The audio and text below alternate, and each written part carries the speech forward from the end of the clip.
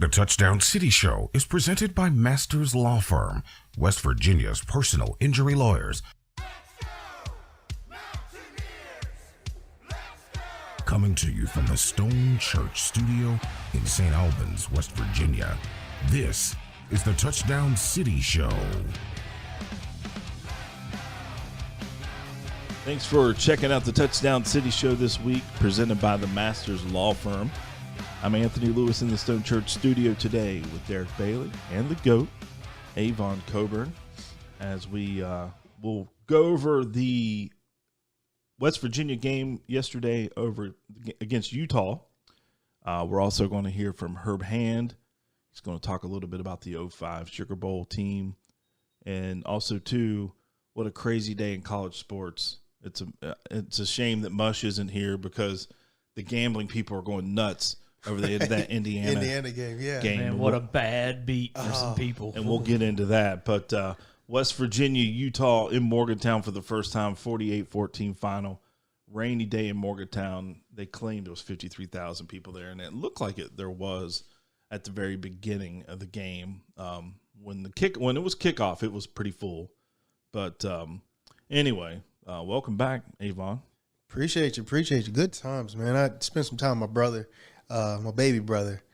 We went to D.C. Good times. I mean, grew up being a Redskins fan. Got to see a Commanders game with him. First time.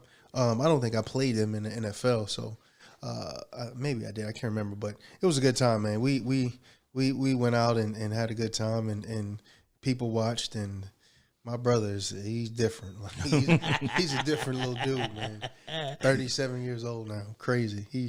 He was the one that was always on my hip. Anywhere I went, he was always there. And for me to spend a birthday with him, it was fun. It was fun, man. Well, you can't go wrong with family time. That is for sure. I know, just even with my sister or my nephews, or even taking Layla to Morgantown over the weekend was a good time.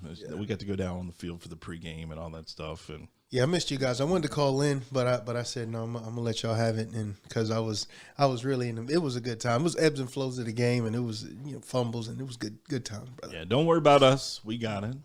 But we'll talk about this game real quick, and there's a lot of other stuff I want to go over with you guys. But again, West Virginia falls to Utah 48-14, and honestly, it was over basically at the end of the first quarter into the second. West Virginia's offense just could not get anything going as the offensive line continues to struggle. And here's the deal. I just don't think they're going to get any better, right? So even with the smoke and mirrors and the things that they could possibly do, having two of your four top wide receivers out, your top two tailbacks out, now your starting quarterback is out, guys on the offensive line are shuffling and hurt. This football team's going to struggle, but it definitely started up front. Before we hit record, we were laughing about a play, and I guess it's not funny, but it is funny. But, I mean, yesterday, Jalen Henderson got the ball snapped back to him, and I think before he even realized it was in his hands, you said it was number 54. 54. I thought, no, 54 missed the block. Oh, I thought. I could be wrong. Somebody was on him. I mean, it was even – I blinked, and the play was over, and I was like, what happened? Like, I couldn't even put two and two together. You thought he'd have fumbled the snap. It ended so fast. It hurts, man. It hurts to see games like that where, just fundamental plays that hey, they ran the play for like 5 times, and this time this guy decided to go the other way.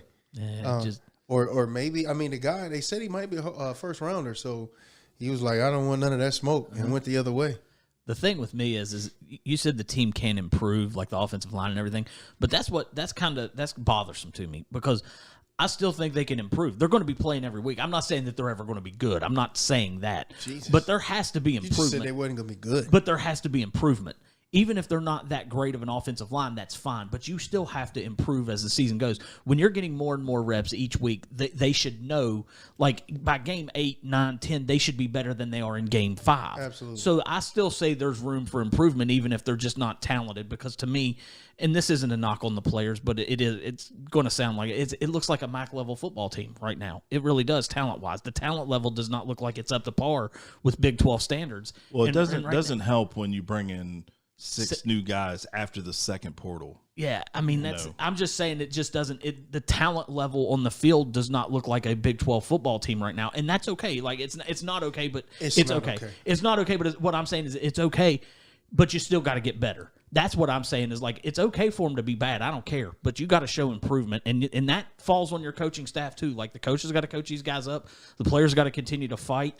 You have to. I mean, there were some positive signs yesterday in the second half with the offense. Absolutely. I thought there were plays to be made on offense. They scored 14 points, had 7 called back for an OPI that I thought was pretty bad call. Missed a touchdown down the middle of the field. They got a nice play on a reverse. They ran a counter like draw or something to the right of the field. Was a nice pop play. They ran for 261 yards, ran the ball with effective. Right. But like the thing is there's still plays out there to be made, and the players are not making them just because I just don't think they're just fast enough. They're just not talented enough, but they can still get better. That's like you still got to get better in my opinion. I agree, and you know, Doomsday Lewis over here, who's like they're not getting any better. Like they're going to get better. Well, let me define that, and the reason why I just don't see much improvement coming is because so many guys are hurt, and you got so many guys out. Like it'd be different if you still had Jaheim White and you still had Nico, and you still had your starting center was healthy and guys were healthy, and you still. But you're talking about 5 or 6 guys that are just out. Right, and I'm not and disagreeing. That's why I don't think that there's going to be much improvement. Well, but what I'm saying, though, is like overall, like the team has to get better. Like that's what the point, like I think most Mountaineer fans can deal with a team that's not very good. I think Mountaineer fans are okay with that. You expect that every now and then. Like I didn't think they would be this bad. I'm not gonna lie about it. But like when I see a bad football team at WVU, it's fine. But just get better. Show signs of life. Show signs of improvement. If I see signs of improvement, I'll be more than happy. Like it looks to me, and I'm sure we're going to talk about it in a minute, but it looks to me like the defense is actually regressing. Yeah, and I mean it's a combination of everything. Like when you go on the field 3 plays in 20 seconds, it's not a good feeling. You know what I mean? When a defense stays on the field, they can't get off on third down. It's that morale. It brings the morale down on the team. However, I will say, getting back to my Doomsday Lewis until he just cut me off to confirm that I was correct on that. They're going to get better because of, like you said, there's reps. There's reps they got to get. The reps they're going to get is going to be the difference in them. Okay, I saw this, and the coaches are going to coach, and that's the one thing that I'm starting to see it, which was going to be a question I was going to bring up. I'm starting to see it, Rich Rod saying, hey, these guys are, just not missing. They're missing assignments, which they are. I don't want to see finger pointing, you know what I mean, by our head coach. And he's slightly doing it right now. At the end of the day, you getting paid $4 million. It's your team. It's all on you. You're going to get it corrected. And we're going to give you time.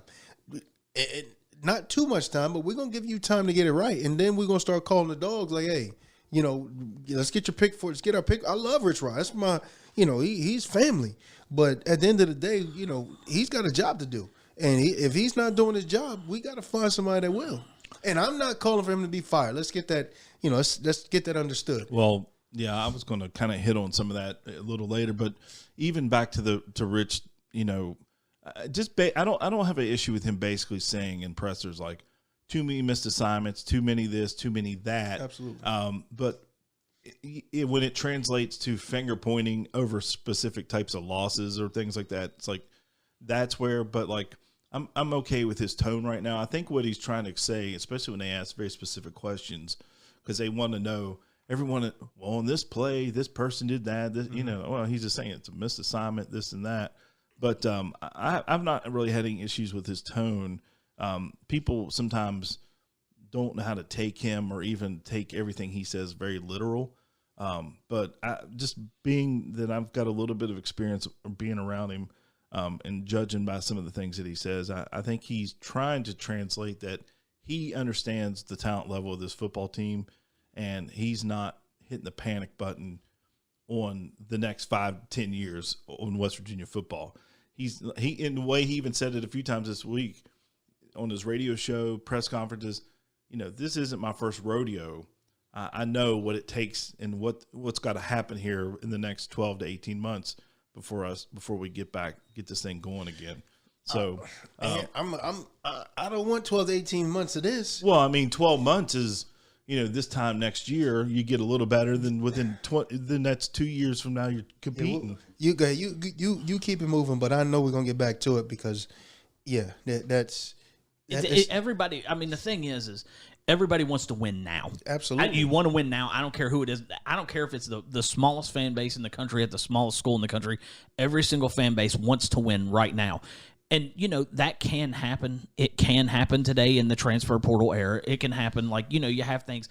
But there are a number of factors that are involved with all of it. So you have to be, like I said, my expectations of the year, I thought they could actually win 8 games because I thought they would be better. I thought they'd be better coached. I thought there'd be some teams that weren't as good. You got blown out by Kansas. Kansas loses to Cincinnati over the weekend. It's like, come on now. It's 4-0. No, they're not. They lost to Nebraska in the opener. Nebraska beat them on a Thursday night. That's right. You're right. But that's the thing. You start looking around and you see these teams, and it's like, well, WVU in most years can beat these teams. You feel like, right? But for some reason, the last we're going on 7 seasons now, have been very, very difficult. So are you saying it's the same old same?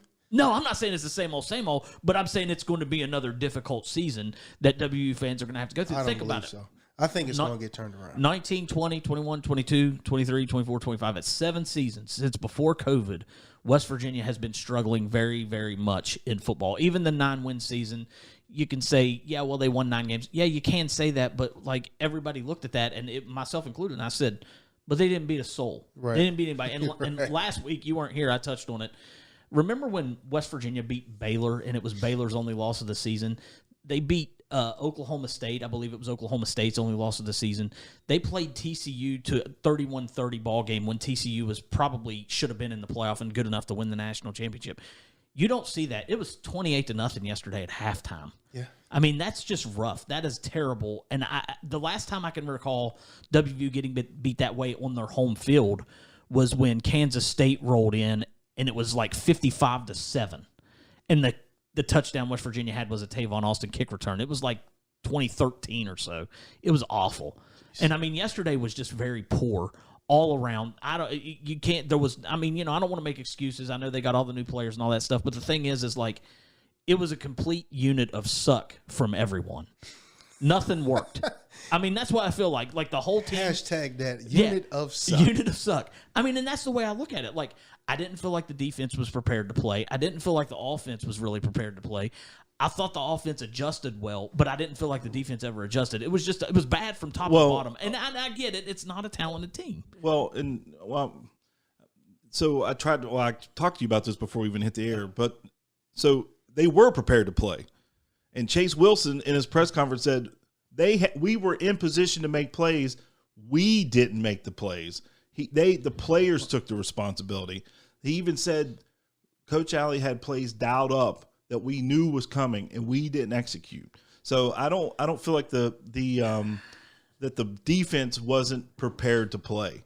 The players didn't make the plays. It was a lot of plays left on the field. It didn't. A lot. There was at least 3 sacks that we had that we didn't get. That would have stalled the drive and got them off the field. So I'm with you on that. They didn't make the plays that were there for them to make offensively and defensively. Because on that play when Jalen Anderson, yeah, he get hit in the face by the defensive end. It's because the offensive lineman goes to the left. Yeah, he goes around him. I'm like, how do you go around this guy? He's one of the biggest guys on the field. So it's. I applaud those players saying, "Hey, we didn't make the plays we needed to make." The tackling was poor yesterday.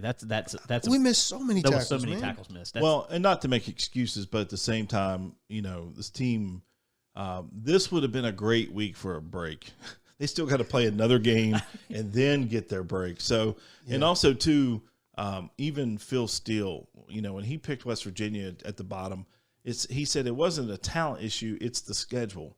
West Virginia's got a pretty tough schedule this year, but at the same time, no excuses. You got to march on and play the games, and you got to try to win a few. Jalen Henderson yesterday finished 3 of 7, 22 yards passing, 7 carries for 25 yards. I don't know what was going on there. But Khalil Wilkins came in. He's a redshirt freshman from the D.C. area. What I do like about his pedigree is I went back and looked up some information on him.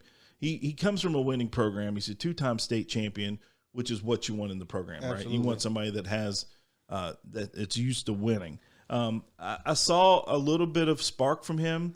Now, again, he's a redshirt freshman, first year, so really a true freshman because it's his first time in his system. But I liked what I saw from him. He wasn't afraid to throw the ball downfield. He's got a little bit of wiggle, can get loose. He ran the ball 9 times for 39 yards. He hit a few nice plays. A couple of them got called back. That pass interference was kind of nonsense. But, as far as the quarterback situation, I think we've seen what we've seen from Jalen Henderson. I was done with him first week when we played Little Sister of the Poor. He did not play well, and his play was porous. I mean, 3 for 7, and I mean we were 28% on third down, which is ridiculous. I mean, ridiculous. Like, we did not play well, and Jalen was not the answer. I think this young guy, what's his name, Khalil Wilkins. He's not scared to throw the ball. I mean, he throws it.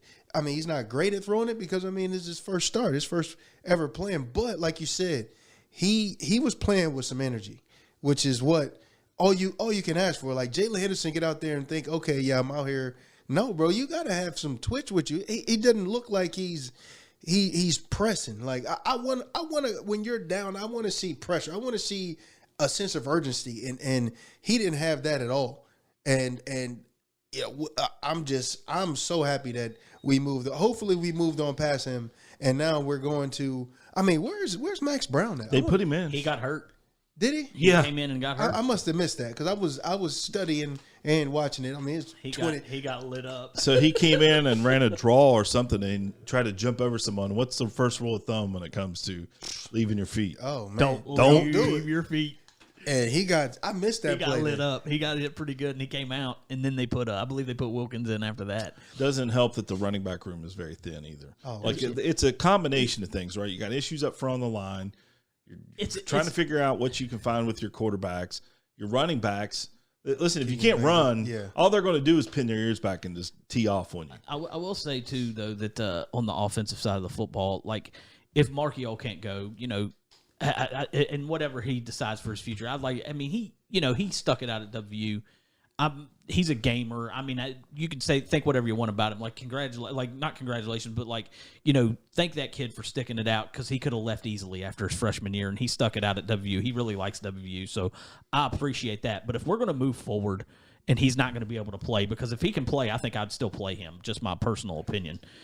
With this offensive line, I don't think it's going to matter really who plays. We've talked about this enough. But Wilkins, to me, would be the guy moving forward and should be the guy moving forward because he did show some flashes. There were some nice things that he did. And Bowie came in, a kid from Martinsburg, on that reverse, and he had a 68-yard run. I don't know. I've never heard of him. Is he a true freshman? Is he a redshirt freshman? I've never heard of the kid, but he's from Martinsburg. And I thought I thought Hubbard had 10 carries for 61 yards. Yeah. Play these kids. Take your lumps now. Play them. Play them all. Get them all experience. Just play every single freshman and sophomore that you can.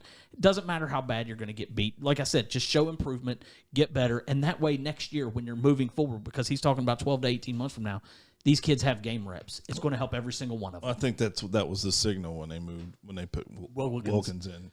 Was we're gonna put him in with some live bullets here and to see what this looks like because we already know what it looks like with Henderson. Well, though. From what he did, I mean, he moved the ball. I mean, it wasn't great. Don't get me wrong. I mean, there was a couple plays that, like you said, penalties that brought it back. He was making plays. I thought he played with a twitch. He played with a sense of urgency that I think we all was wanting from a backup quarterback. You brought in, Wilkinson. He's just not the answer, man. I mean, not Wilkinson. Henderson is not the answer. 6 completions in the whole game, though. You're really not going to beat anybody. No, you're not. I mean, unless you just run for 350, 400, that's fine. But we obviously didn't do that. Yeah. So defensively, to kind of round this out, Avon, and so people will get off the ledge. When this is, to me, I guess almost like a year zero type of thing. Like this is with what has happened with injuries. This is the part of the year or the year that you are installing culture. And one of the things I liked was when Chase Wilson was asked a question. I'll play the question. But this is what makes me know that we're okay with Rich and his staff, and they're talking about installing culture. But listen to this question and then listen to his answer here. At the end of the game, I heard you say to your teammates, jog off the field instead of walking. What was the message behind telling them to do that? That's just not, we don't need to hang our heads. We don't need to, be acting about woe is me or, receiving any sympathy or, we're going to lose with pride and we're going to win with pride. Hard edge is not something that only comes around when you win or when things are good. It's a way of how we do things all the time. So the same way you run on the field before the game when it's 0-0, we're going to run off the field. I like that. That's big time. I mean, that is building a culture, and we're not accepting moral victories here.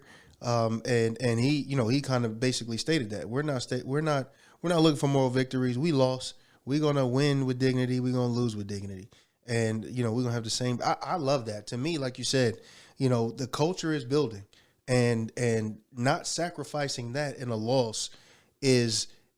And you got the players doing it too. So that is the biggest thing. The coaches are not, having to tell this. You got people buying into losing. I find myself thinking about when we were 3-8, I'm every game, every day, I'm out there busting my butt.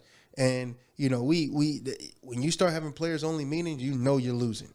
The season is over when you have a players only meeting. And not saying they have one, but understanding, hey, there's opportunities to win. And if you take those little opportunities and win every time, like running off the field, like just going back to this weekend, my son played football. I mean, he played soccer. And, they're coming off on a second half and they're walking on the field. I'm like, this is over. Because the culture of what they're trying to build is not there. And the score was 0-0. I'm like, these guys they're done. But what he's saying is absolutely true. The hard edge is not just when you win. It's more importantly when you lose, because if you can lose with the same hard edge and okay, we got our butts kicked, now let's go back to work. And now we got beat bad, so now we're going to go back to work even harder. I'm sorry, I'm going to bust you in the mouth this week, Anthony, because we got our heads beat in. And the only way we're going to get better is if I hit you harder, you hit me harder. We got to practice harder. We got to get better, because what they put on the film yesterday was abysmal. All right, we're going to take a break, and when we come back, I've got an interview with Coach Herb Hand, who's now at Florida State, but was a coach at West Virginia in the 2005 season. As we continue to look back, I really want to play this for you guys. It's a pretty long interview, but he had some great stories about that season, some great stories about the Sugar Bowl. And when we come back, I'll let you guys hear that. And we'll come back and talk about some things around college football this week. Be sure to stick around and listen for the Alumni Hall Trivia Question of the Week. For all of your Mountaineers gear, visit alumnihall.com. Have you been injured at no fault of your own? The Masters Law Firm is on your side and here to help you in your time of need. With decades of experience, our team understands the toll that injuries take on victims and their families, offering both legal expertise and unwavering support. From car accidents to complex injury cases across West Virginia, we've got you covered. Visit our website at themasterslawfirm.com or call us today at 304-342-3106 for a free consultation. Your journey to recovery starts with us. As the game gets faster, stronger, more dynamic, your equipment has to keep up. Introducing the Riddell Axiom, the next evolution in football protection, designed to match the speed and strength of today's athlete. Contact West Virginia Riddell representative Casey Turley at 304-552-5960. 304-552-5960. Gear up, play smart, stay protected. Hey Mountaineer fans, this is Zach Abraham. You're listening to the Touchdown City Show.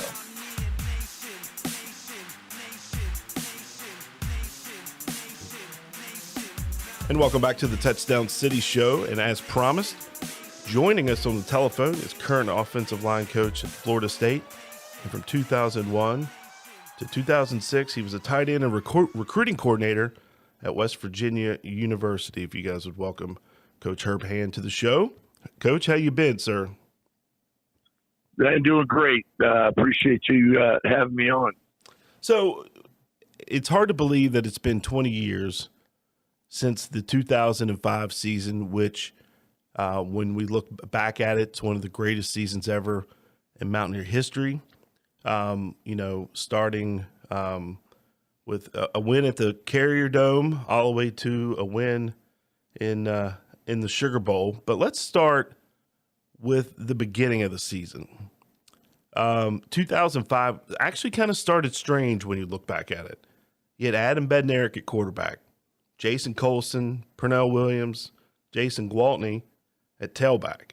Can you just talk a little bit about, the evolution almost of the offense, starting with that group of guys, and obviously you put those guys out there because that's who you thought you could win with at that point of the season because you didn't know what was to come. But just talk a little bit about how odd of a season that is when you start with a different group of tailbacks and a different quarterback, and then you end up with a different group at the end of the season. Yeah, there was certainly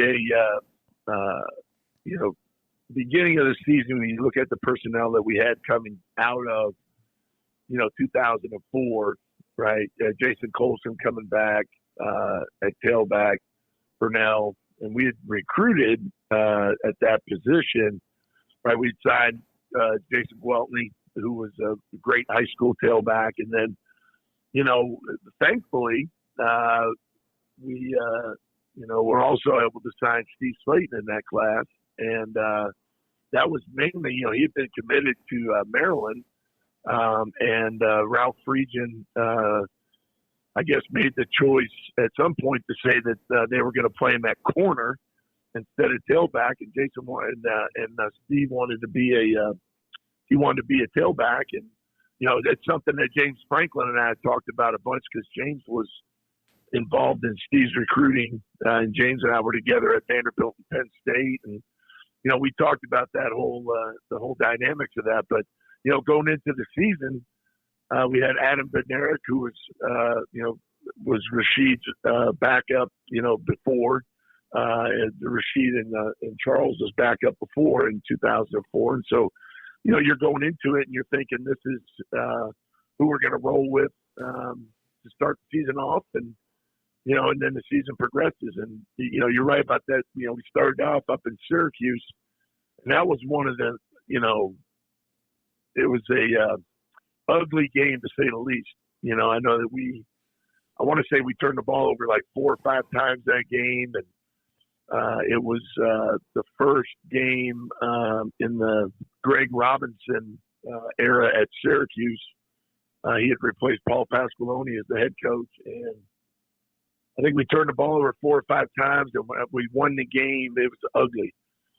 We won the game, I think, maybe like 15-7. 15-7. There you go. Yeah, 15-7. I think kicked 2 field goals and had a safety in the game. I mean, it was an ugly game, but we got out of there with a win, and and then the season kind of progressed from there with the personnel shifting itself out, as we went through the season. So. You mentioned Jason Gwaltney. He was a huge recruit at the time. I remember the effort that you personally put forth trying to get him to West Virginia. And, what a strange feeling. And, it was celebrated when he came. They were printing, they made his jerseys, but who knew a future Hall of Famer was just sitting over on the bench wearing number 10? I mean, what a strange turn of events, throughout the course of the season.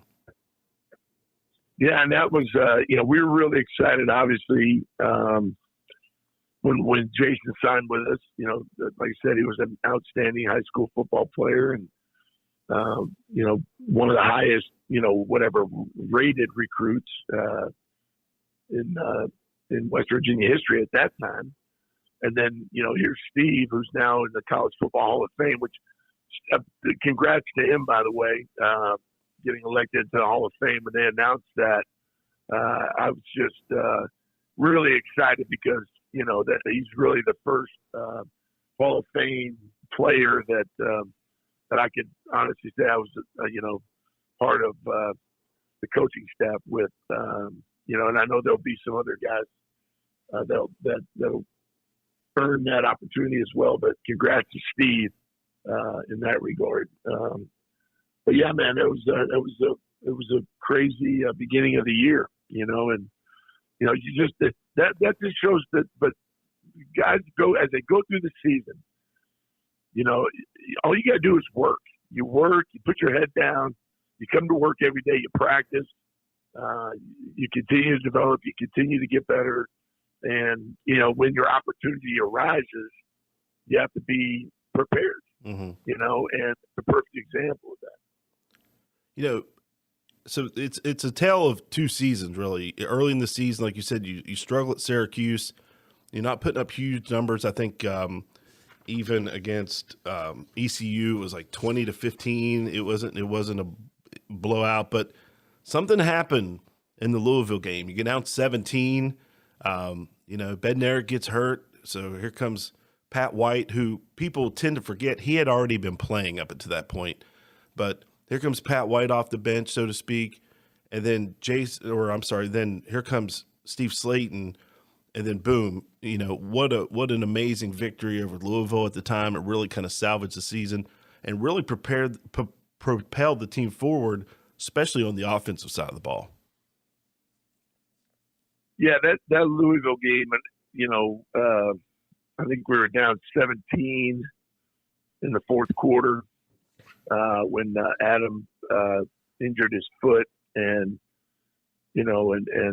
Pat came in and took over. And Pat's another guy that you talk about a game changer and a program changer. One of, if not the greatest leaders of men that I've ever been around, and there's certain guys that I know stick out in my mind in that regard, that have played quarterback at places I've been at through the years. But, Pat White is certainly just a tremendous, like I said, program changer. And, he came in, I think we were down 17 points, maybe halfway through the fourth quarter, and, just led us back to tying the game up. We had some really big plays in there. One big play that I think often gets overlooked was the surprise onside kick that Pat McAfee, executed. We got the ball back after scoring. That was a huge play in the game. Put us within striking distance of tying it back up. I mean, Louisville had a great team that year. Oh yeah, they were loaded. They were loaded, and then another guy who we haven't mentioned yet, but had a huge part of the overtime sessions was Owen Schmidt. Mm-hmm. And he really, I think, caught a screen pass in the overtime that put us in scoring position, and in one of the overtimes had a big run in one of the other overtime periods, and he really emerged then as well. And that was, that story in and of itself, and how Owen wound up at West Virginia. I know that's been probably talked about ad nauseum, but Owen was a huge part of that team and the success we had down the stretch. So, but that Louisville game was, was a season changer for sure. Then you go on to knock off Connecticut, put up 45 against Pitt, and then you have to go down to South Florida. I believe the game was moved to the end of the year over a hurricane. But so the next thing you know, you guys are heading to Atlanta to face the Georgia Bulldogs. What was the vibe like going into that game? Well, first off, I want to say this about that UConn game. The one thing that sticks out in my mind, which epitomizes Pat White as the leader, was the block he threw when Steve we ran an outside zone. It was in the red zone. We ran an outside zone play to the right. Steve kind of wound it back around the field, and Pat had he probably would have been kicked out of the games now today. Yes, with this blindside block that he had, now is probably illegal. But that's kind of epitomized who Pat White is. That block he threw against UConn. I know that's a very celebrated play in West Virginia history as well. But yeah, man, going into the Sugar Bowl, obviously the bowl game had been changed venues to the Georgia Dome, because of Hurricane Katrina. So here we are playing Georgia in Atlanta. And the vibe was, hey, nobody's giving us much of a chance. Let's just go out and ball out. And we had great practices leading up to the game. Really spirited practices. When we got down to Georgia, we're practicing at I think it was called the Westminster School, which is a private school there in Atlanta. Great facilities, the whole deal. But we were getting after it in practice, and the guys were ready. They were prepared. We came out the gates and jumped all over Georgia to start the game off. I don't think anybody saw that coming. So and then obviously, unfortunately, we're kind of running out of time here, but I definitely want to, here comes the fake punt. You seal the victory. You've upset a really good Georgia team, an SEC championship Georgia team in their backyard. What was the celebration like? Especially getting that first major bowl victory under Coach Rodriguez's tenure. There'd been some defeats at the Gator Bowl and the Tire Bowl, and then this was the first big, especially going down and getting that Sugar Bowl victory. Yeah, the celebration was awesome because, and I'll say this, the team that we had that year was just a special group of men.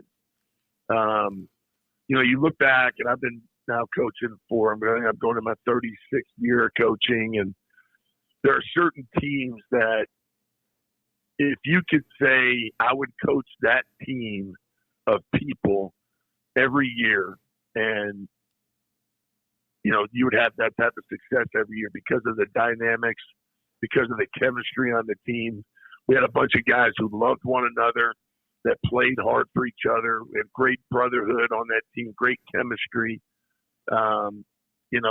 It was just a fun team to be around, and it was a fun year. And obviously culminating there in Atlanta with that Sugar Bowl victory. I mean, it was just a great night. I remember coming back to the hotel after the game, and the crowd and the fans that were there. We're trying to make our way through the hotel, and it was just like I said, the spirit around that football team and around the fan base at that time. It was hard to beat. A major victory in the WVU football program, and it's hard to believe it's been 20 years. And unfortunately, Coach, we're running out of time here on the radio segment. But for the listeners, we will continue to bring you a weekly conversation about the 20th anniversary of the 2005 team. And we're going to take a break. When we come back, Avon and the guys will be back in the studio. Thanks, Coach. The Touchdown City Show will be back right after this. Tony the Tailor is well known for having the best quality suits and jackets available anywhere. But our strength is actually our sophisticated footwear and casual wear. From Brax pants to LBM soft jackets and Hagen shirts, Johnny O sportswear, DiBianco, Allen Edmonds, and Johnston & Murphy shoes, plus much more. We have what you need for work or at play. Tony the Tailor, downtown Charleston, or online at bestmastertailor.com. Hey Mountaineers, Alumni Hall is your ultimate West Virginia Mountaineers shopping destination. Upgrade your tailgate gear, shop officially licensed clothing for the family, or load up on hats, gifts, and accessories. Keep track of your purchases with our Hall Pass Rewards, where you get $10 in rewards for every $150 spent. And WVU students, faculty, and all military receive 10% off when shopping in-store. Shop at Alumni Hall in Morgantown or Charleston, or online at alumnihall.com. Alumni Hall, where Mountaineer fans shop. Hey, Mountaineer fans, this is Brian Joswiak, and you're listening to the Touchdown City Show. Welcome back to the Touchdown City Show. I hope you enjoyed that interview with Coach Herb Hand. And do not forget, the Touchdown City Show is presented by the Masters Law Firm. And before we get into scores from around college football, I wanted to make mention that the 2000 Music City Bowl team was in town Saturday. And, of course, Avon ditched them. Did not go and participate with his teammates, but that's all right. I got to see a bunch of the guys and got to talk to Sean Hackett for a little while, and somebody I did not even recognize, and I had walked by him twice, and then I felt bad. It was Timmy Brown. Oh, he's so slim. I walked by him like 2 or 3 times. Like, he's not even a real story. The story is his son is an absolute stud at Penn State. Like, he's got an offensive lineman that is like number 1 in the country. Oh, we need to get him to West Virginia. Tim is not the story. His son is a stud. I think he was like maybe top 5 offensive lineman in the country. He went to Penn State. Crazy. But yeah, my boy Tim. So I seen him at spring game. I was so my wife, happy wife, happy life. I mean, I went to DC the week before. She was like, ain't no way. But it was good to see them back in town. Terry Dixon, David Carter was here. Yeah, DC. I seen the picture. A bunch of the guys. So that was really cool. What'd you guys think of the 65 throwbacks? That was awesome. So what I don't like about the throwbacks is when they don't put the names on the jersey. I get the whole feel, but you got to have the names on the jersey. I don't know. I don't like the fact that, they don't put names on the jersey, because at the end of the day, you're playing for the school, but also you're playing for you too. I guess that's the selfishness in me. But I didn't even notice that. Now I'm looking at pictures because we were down on the field pregame. They didn't have the names on the back of their jersey. Yeah. I love them jerseys though. I love that uniform. It's nostalgic. I thought it was awesome. The way they performed in it. Let's not do it again. I know. I was thinking the same thing. I was like, don't use that again. And going back to it, made me think about. I was like, man, they got these new uniforms. I remember when we went out with some new uniforms. I thought when you was talking about the last time we got beat like that, when we played Virginia Tech, we came out in our regular Junies, and then we came out with some white pants and got. Absolutely, that was the first time I ever got blanked. 35-0. Oh, it was terrible, and I didn't even get injured that time. So I was like, man, this is abysmal. Yeah. Like, but the uniforms, I love them. I love anything new. You could have left that Houdini act in the locker room, switching pants. Yeah, well, hold on. Let's get back to this. I mean, the uniforms. I like them, man. I don't know. I like anything new. I like any putting on something different. I don't know.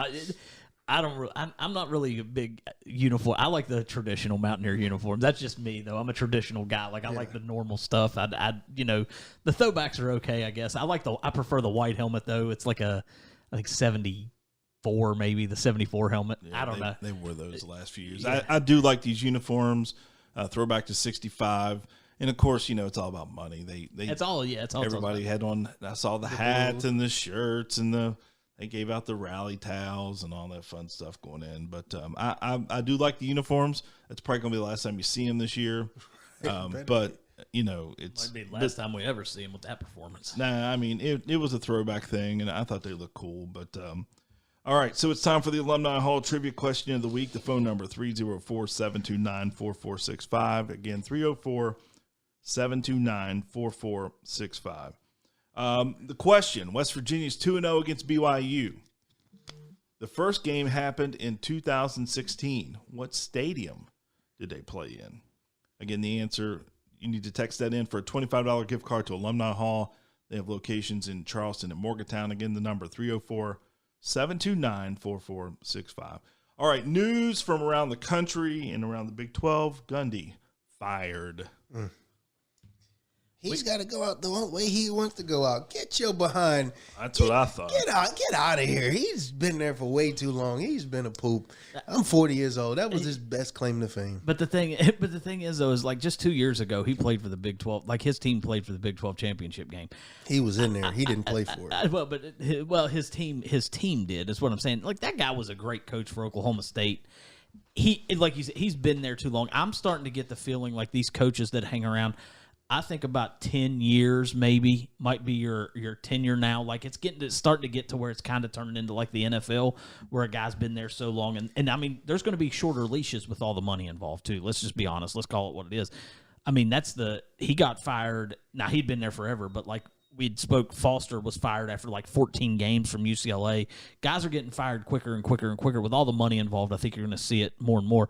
But he also mentioned, Mike did, that he wants to continue to coach. So we'll see what happens. So my problem with this firing is the fact, and this is probably, behind closed doors, don't know what happened, but I thought for sure the conversation should have been, listen, Coach, at the end this is it.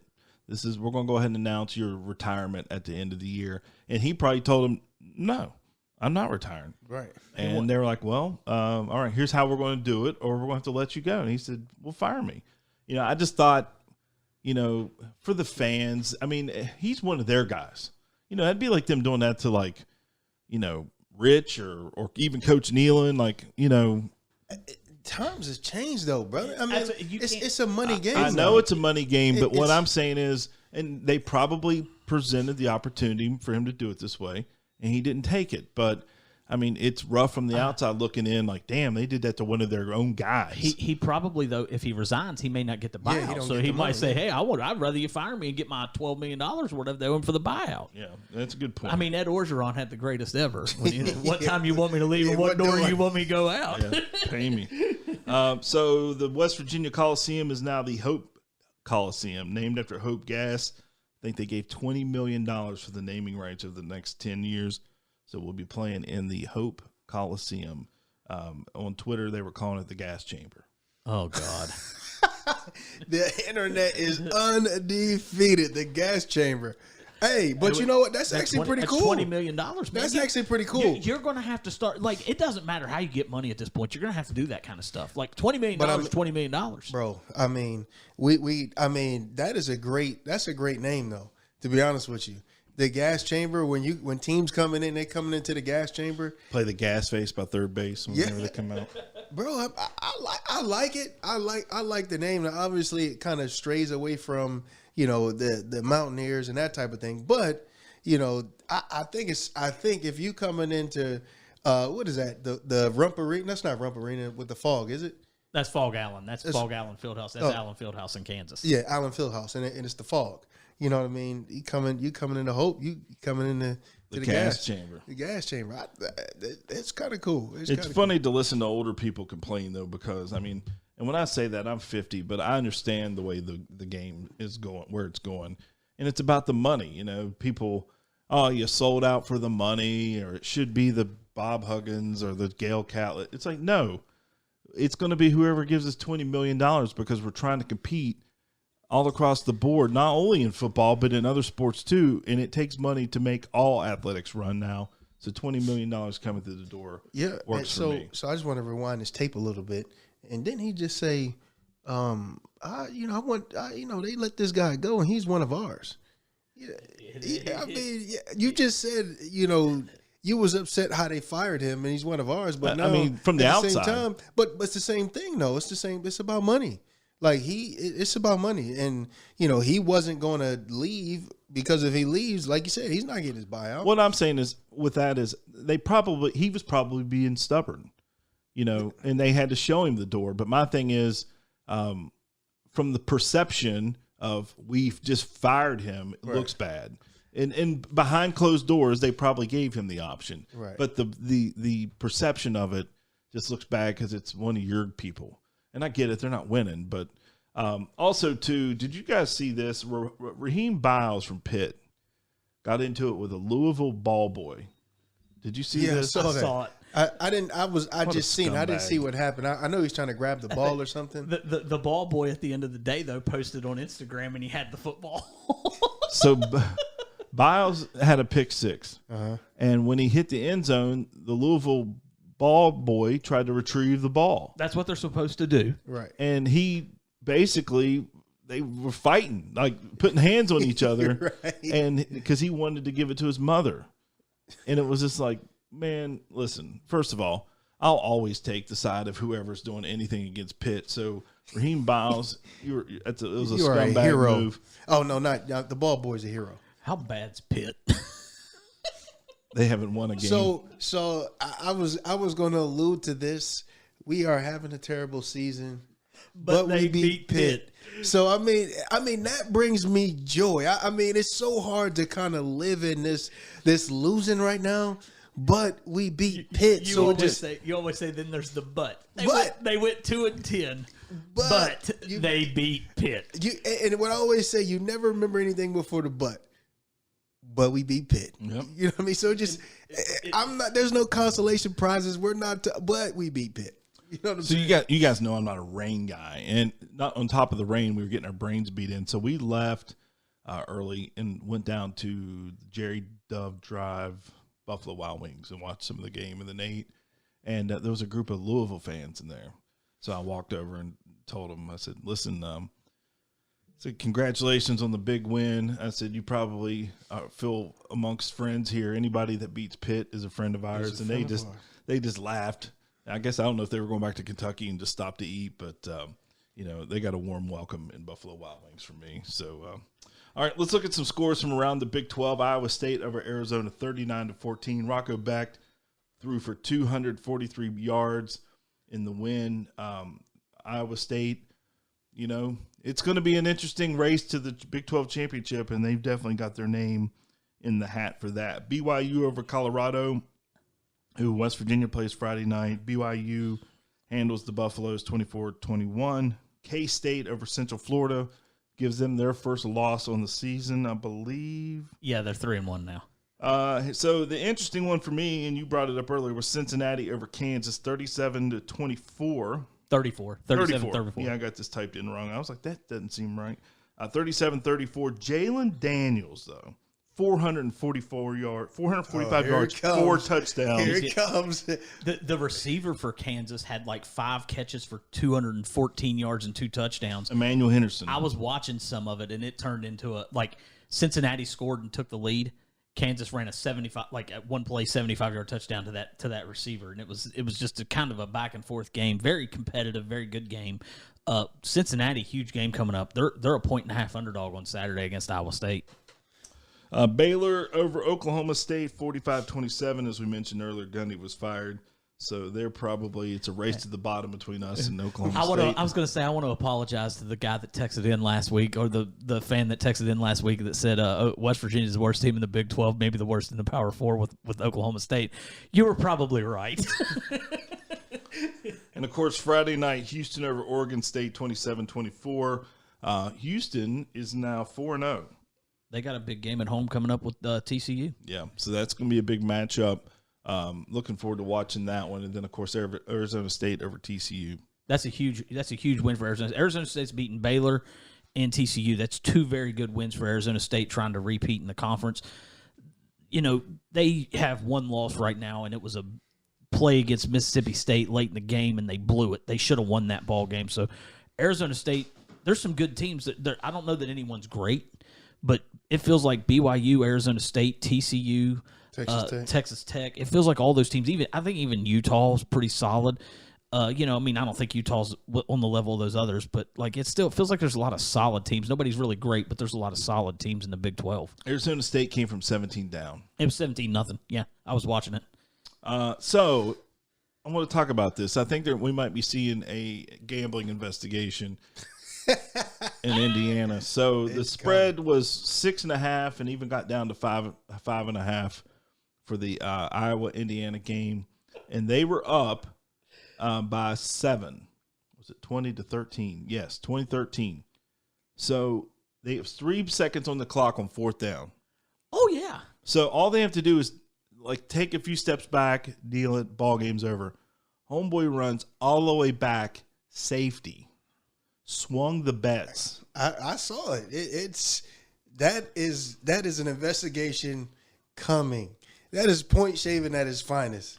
Listen, I mean, swung the bets. People were losing their minds. People got beat on parlays. Parlay went to People crap. got beat on just the straight line bets.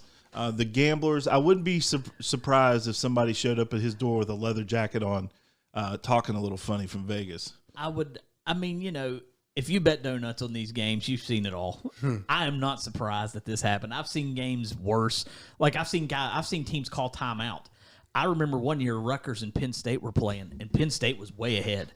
Penn State was like a 26-point favorite. They were way ahead. Well, Paterno called timeout, and he threw like a 50-yard touchdown with like 14 seconds left. It was like 1995-ish, 96. I've seen this going on for years. It wouldn't surprise me. I mean, how can you really say yay or nay if he did or didn't? I mean, it doesn't matter. But like He did. I've seen seen definitely- stuff all through for years that's just like your eyebrows raised and you're like, huh, that looked like it was fake. And here's the part that really threw me off was the fact that even when he was running backwards, He could have slid. well, all he really had to do was snap it, because I don't even think they really came after him, and just waited 1, 2, kneel. No, he still ran 20 yards after the fact that the clock hit 0. No, he caught the ball and turned around and started running. Well, and the other like, thing is- the other way. Yeah, and the thing is though is like, why not just, if you're going to do that, which I mean it's fine, they won the game, they got the win, it doesn't matter, but like you can also just center the ball and throw it as far as you can down the left or right sideline out of bounds to a receiver that's going to run 3 seconds off. Not to mention that the fact that you know, Can't throw it out of bounds though. what Yeah, is if there's a receiver out there, you can No, throw it that's out of how bounds. that's how somebody lost. No, last year doing you it. just got to make sure that you run the 3 seconds off. Right. That's all I'm saying. Yeah, just you can throw it out of bounds. But though. what makes this a really bad play is the fact that he ran. What if he fumbles on the way? What if he gets close to the end zone and fumbles, and then they score the touchdown? I mean, this was just a bad play all the way around. That is Vegas calling in saying, "Hey, we got beat with, we got killed with some parlays last week. You guys need to fix this." I don't know. All right, so let me ask you guys this: we are what week? This is week 5, 6. Five. Finished We'll be 5. going to weeks. We'll be going to week 6. Okay, Yeah. so we just finished week 5, so it's not too early. Do you guys have any early Heisman contenders? Who are you guys watching? And it's like, this guy might be. This might be a dude right here. This might be a dude. I mean, Carson Beck. I honestly, there's no one that's really separating themselves, in my opinion. That's elite like everybody seemed like they were on Mateer for Oklahoma, but he's hurt. I mean, I don't know who you got coming in. I mean, I don't really have anybody right off the top of my head. The kid for Washington, now I know they got shut down kind of over the weekend. It's very exciting. The quarterback, his name's Williams. He's exciting. There's I think the Alabama quarterback might start picking up some hype here because they just beat Georgia. They play Vanderbilt next. He's had huge games, even in the loss that they had against Florida State. I didn't think he played poorly. So if he has another big game against Vanderbilt, now on the flip side of that, if Vanderbilt's quarterback comes out and has a big game, he's going to start getting some hype. I just don't think there's anybody that's done anything through 5 weeks that's really separated themselves from the pack. I meant to put his stats on here. When I was kind of looking at it, I thought the Dante Moore from Oregon. He's going to start getting some love. Yeah, maybe the front runner. I think he threw 3 touchdowns against Penn State with no picks. I think he has 14 on the season. And I don't know that he's thrown an interception. I don't know, but he's gonna start getting some looks too. That's another good one. Weren't they talking about the guy from Illinois? The quarterback for Illinois. The quarterback for Indiana was 21 and 23. No, Illinois is Altmaier is what I. The Indiana quarterback would be ahead of him for the way they performed against each other, though. Mendoza for Indiana, he threw 5 touchdowns against Illinois. I mean, I don't know. I just don't think there's anybody that's really separated themselves yet. And some of these games now, it's like, you're used to seeing these games, and you feel like all the games were 44-41. Well, it feels like now most of these games are turning into kind of defensive slugfest, like Ole Miss and LSU play over the weekend, and it's 24-19 final. Well, I know one person that Anthony has on his list. Jalen Daniels. Jalen Daniels. Nah, they've already lost too many games, but I thought that was a great performance by him. I mean, Travis Hunter, what they lost 4 last year? He won the Heisman 3, and they won. I mean, that's not a thing, but to me, he wasn't the Heisman. So yeah, I thought he was. So, the Heisman, that is such a. It's a tough race because one, there's not a whole lot of media hype. I mean, it was with Jeremy from Ohio. What's his name? Jeremiah Johnson. Jeremiah Smith. Smith. I'm sorry. Yeah. From Ohio State. He that's who everybody projected. But I mean, they've been double, tripling them. Well, and they're more like winning with defense right now, and that's the thing. Like these teams, there's no one that's really separated themselves from the pack right now. And now it will happen because you're going to start getting into conference play where these big games, like Smith has an opportunity coming up. He's got Penn State still. Oregon still has Indiana. Oregon still has they play somebody else that's really good too. There's opportunities for guys. But you got to have to take advantage of it. Like, the quarterback from Alabama has taken advantage of his opportunities there. He granted the Florida State game, but that's so long ago now. Think about it. Like that was week 1. The way Alabama played over the weekend against Georgia, they positions themselves. They're right back in this playoff hunt, and they're in all the talk, and everything still lies ahead of them. So I mean, they're right there in it. So we'll see. I mean, there's tons of dudes that can win this.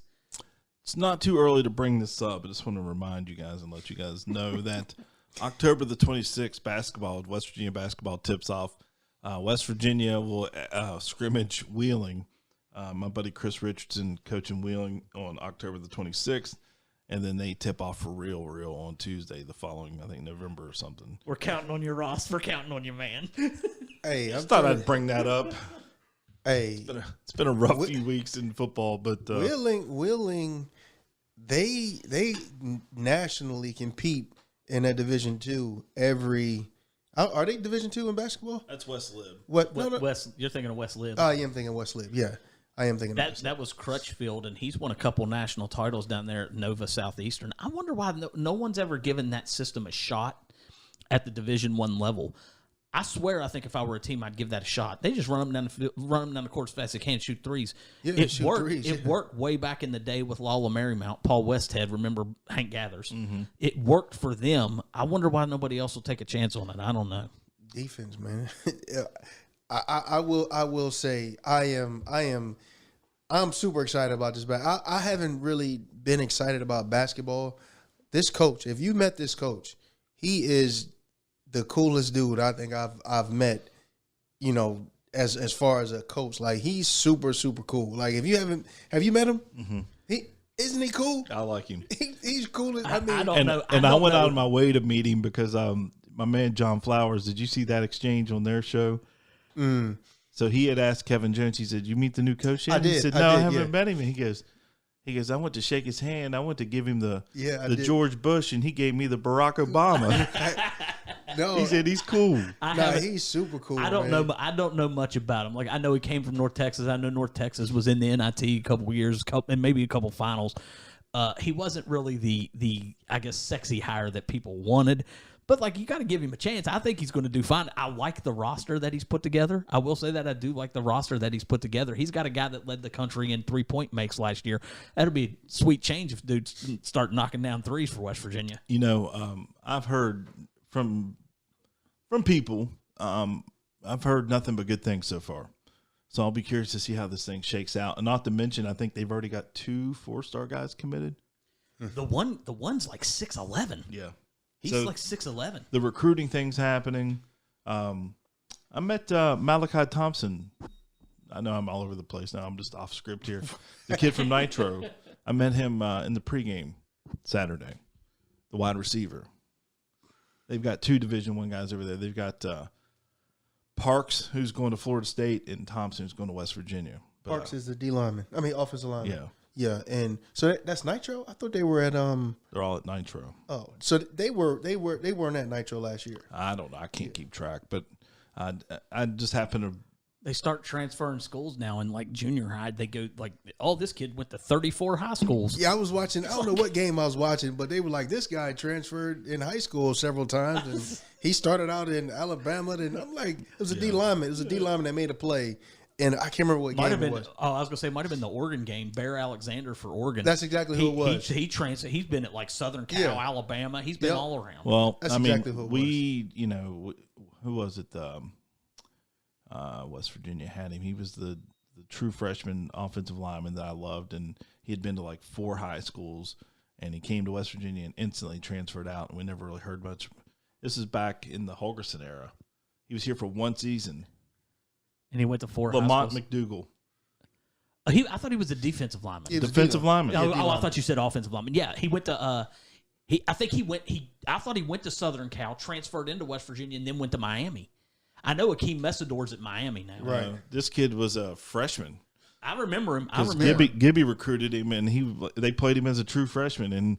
But the problem was he transferred out immediately because he had already played at like 5 different high schools. So it's just like when you get guys that have that track record, they're probably not sticking around. Everything makes them unhappy. What was the basketball player's name that I think it was he was a Huggins recruit. Ended up he went to like Wichita State Junior College. Nebraska. Teddy Buckets. Yeah. Teddy Buckets. Yeah, he scored like 38 points. They beat UConn when he was at New Mexico State. Teddy Allen.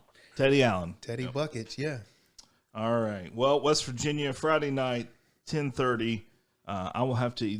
2 things will happen here. I'll either take a nap before the game, or if it gets out of hand, I will go to bed early. But West Virginia and BYU Friday night, 10:30 Eastern. Avon, what do you think? I think. I mean, thinking about where we are. I mean, we got a young guy that I'm hoping that becomes a guy. I mean, he showed flashes. I mean, we got another running back that came in, and we should be getting back. What's his name? Ty Edwards. Yeah, we should be getting Edwards back. We should be getting him back this game. So those 2 guys, and with this quarterback, and I kind of like some of the play calling that was drawn up. We didn't execute it the right way, but for Henderson, we're running RPOs. And, I mean, he wasn't able to get the ball out to the receivers that was sitting wide open as he started to run. That was kind of what I was expecting to see. I mean, Nico wasn't the right fit for the offense. So if we can get this young guy to come in and step in and play, which, I mean, I believe in Rich. I believe that it's just, he went and paid for the people that he wanted to bring in.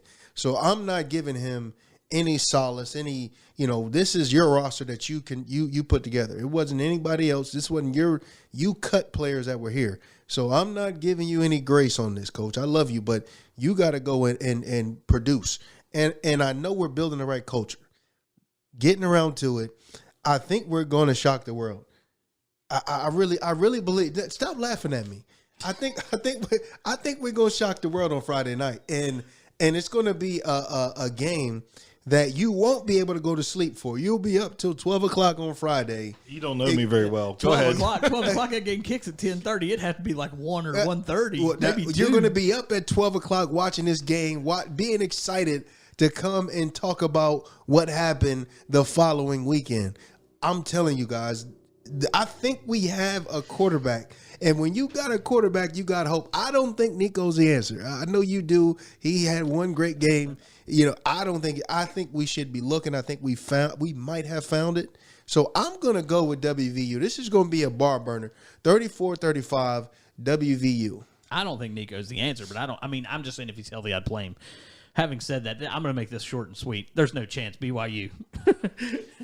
Yeah, I'm not really feeling this one either for West Virginia. I'm not feeling any you.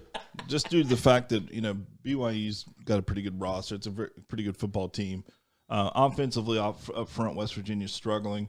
If they can clean up some of that, I think, and give Wilkins some of the reps with the ones this week, I think we'll see some improvement. And that's really what I want to see.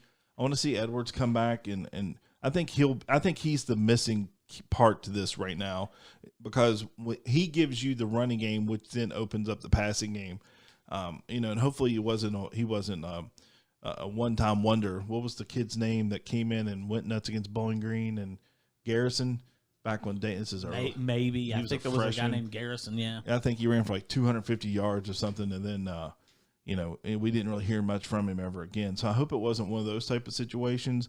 But the running game has to come alive for the passing game and the RPO stuff to work. So I'm not feeling it. So I like the Cougars this weekend, unfortunately. So, that's just the way it is. No, it's not. That's the way you want it to be. No. Let's go, boys. It's not the way I want it to be. That's for sure. All right. We're going to get out of here. Thank you guys so much for checking out the show this week. And don't forget, Make sure you hit subscribe. And also, if you're feeling real generous, head over and give us a review on your favorite podcast platform. We'll see you next week.